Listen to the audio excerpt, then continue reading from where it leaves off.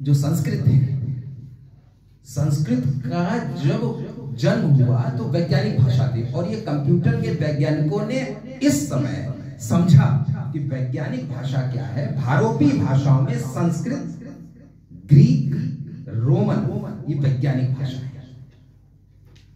कुछ भाषाओं में से ये 3 भाषाओं के मैंने नाम ले दिए समय के अभाव के कारण।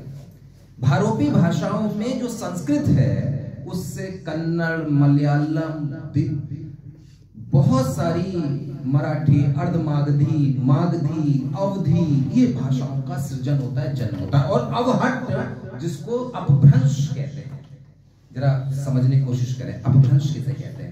मैं इटावा में जब पहली बार आया तो मुझे बड़ा अच्छा लगा इस बात को जानकर कि यहाँ यमुना जी को जमुना जी बोला जाता है, या को जा बोला जाता है, योगेंद्र को जोगेंद्र, जू का कत्त, जू, यू नहीं जू, ये नहीं जो, जे है ना, तो या की जगह जा। तो मुझे बड़ी आसानी हो गई, मैं इतिहास का विद्यार्थी हूं, तो मुझे आसानी हो गई जब मुझे ये बताना पड़ा कि सिंधु का नाम हिंदू कैसे पड़ा। तो काकत ये अपभ्रंश है। क्या करते हैं, ये खड़ी बोली है, ये कोई सम्मान और तिरस्कार का विषय ही नहीं है। मामला ये है कि आपकी बात कैसे संप्रेषित हो जाए। यहां पर बैठे हुए लोगों को भोजपुरी नहीं समझ में आएगी। यहां पे बोला जाता है जू का कत, वहां बोला जाता है गुदड़िया में आगी लागी है लड़कोना हुक हुक कर। बात समझ है ना। भोजपुरी आप सुने, अवधि सुने, पूरी रामचरितमानस अवधि में, इसमें कोई सम्मान, अपमान, तिरस्कार जैसी बात है ही नहीं।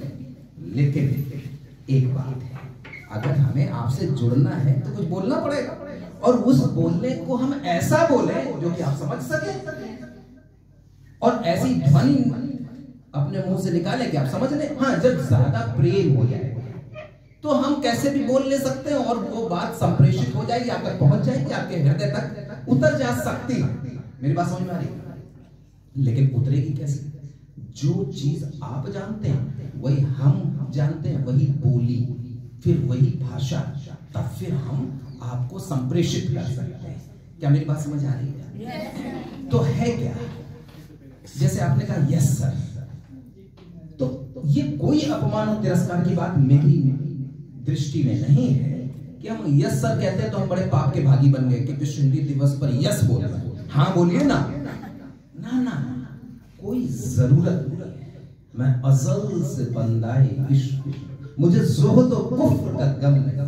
मेरी बंदगी है वो बंदगी जो गैरे रहीमो हरम नहीं। मेरा एक बार तुझे देखना बाखुदा नमाज से कम नहीं। बाखुदा